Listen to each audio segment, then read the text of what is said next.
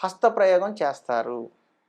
ఈ హస్తప్రయోగం అనేది చాలా పెద్ద సమస్య, పెద్ద ప్రాబ్లమ్.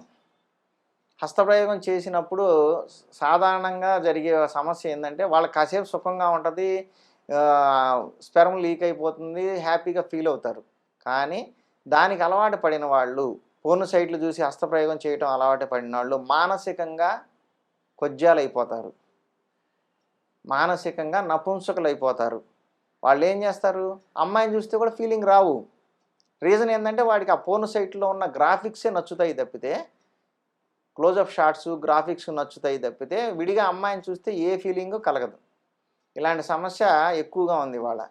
హస్తప్రయోగం వల్ల అంగం నరాలు దెబ్బతింటము, అంగం బేస్‌కి బాగా ప్రెషర్ తగిలి, ఎందుకంటే చేత్తో హార్డ్ మెటీరియల్ చెయ్యనేది. ఆ హార్డ్ మెటీరియల్‌తో వెనక్కి ముందుకి చేయటం వల్ల వెనకాల నరాల మీద ప్రెషర్ పడుతుంది.